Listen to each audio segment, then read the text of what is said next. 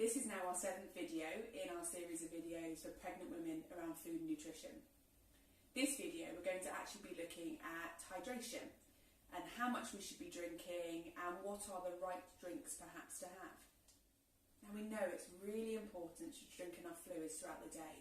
This is especially important during pregnancy. Now we know that having enough fluids that makes sure that we carry those nutrients that we've been talking about during the other videos around our body so that baby and mum can use them. And also then with those fluids we can get rid of those toxins and wastes. But when we're pregnant we have some extra things to think about. Now we're building new tissue, so that's important to have enough fluid. We've also got amniotic fluid around baby and an extra blood volume.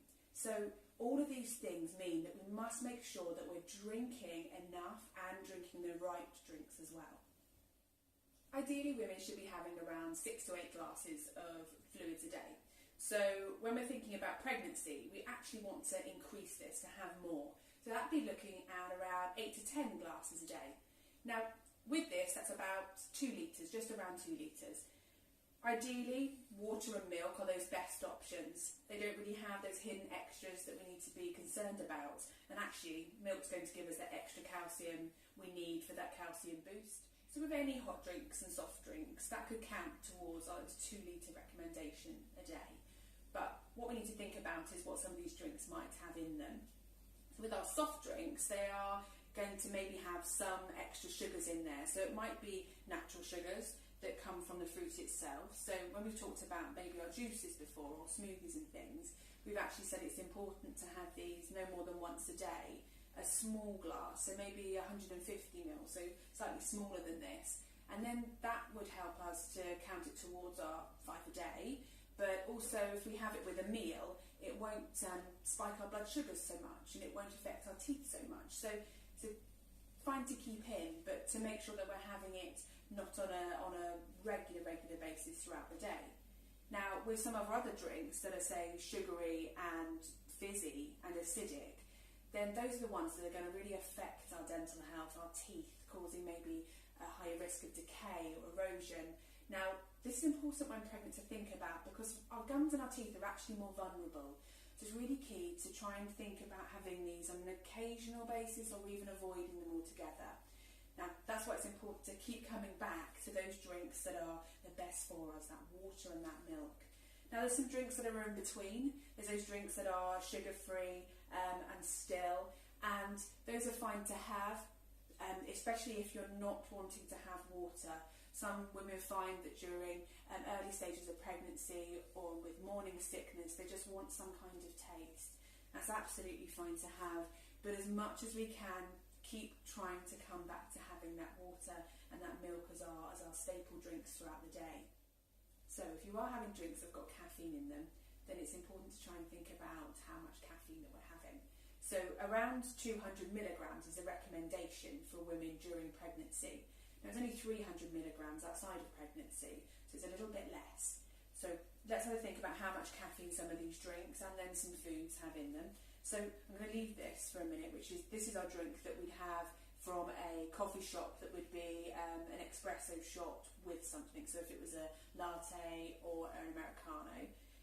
This one here would be a filter coffee that you might make at home, so a brewed coffee. This would be stronger. It's somewhere between like 125 and 140 milligrams of caffeine in there, so it's quite a lot. Our standard coffee that we'd make at home is around 100 milligrams, so that would be that instant coffee from granules. And then our tea would a little bit less, at 75 milligrams, so not much less there. Then we come through to our decaffeinated drinks, so our coffees and teas. Now, these might have no caffeine whatsoever, up to around 12 milligrams of caffeine. So they are completely reduced right down, as it says on them, decaf. Now with some of our soft drinks, so our cola-based drinks, that would be around 40 milligrams in a can. So it would come in around here, so 40 milligrams. Now energy drinks, these do vary throughout the energy drinks, but a small energy drink, a can around 250 ml, would be about 80 milligrams. A large can, so about 500 ml, would be about 160 milligrams. Now, we'd be really encouraging you to avoid any kind of energy drinks because of all the other ingredients in there. Now, back to this takeaway coffee that you might be getting from a coffee shop. Now, if it is an espresso shot, it doesn't matter whether it's making up an Americano, so quite a strong coffee, or whether it's making a latte, because it's still based on that espresso shot. So it's really important to think about that.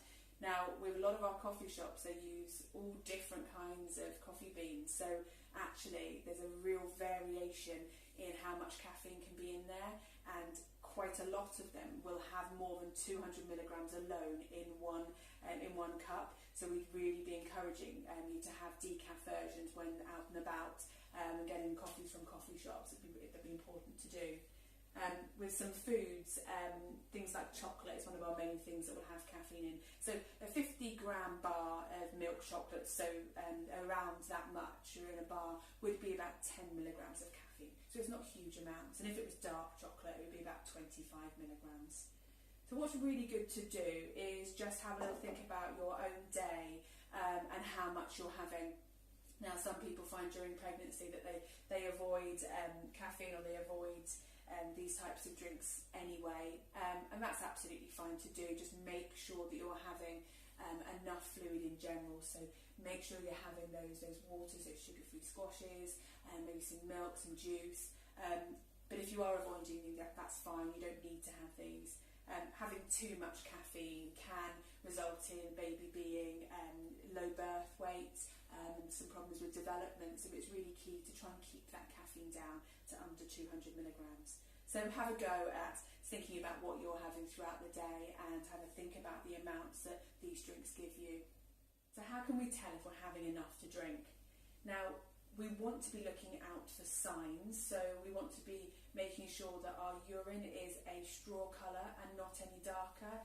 That's the easiest way to actually see if we're dehydrated or not. Now, in the morning, your urine may be darker, and that's because it's been overnight, but think about the rest of the day. We want it that lighter colour. That's key.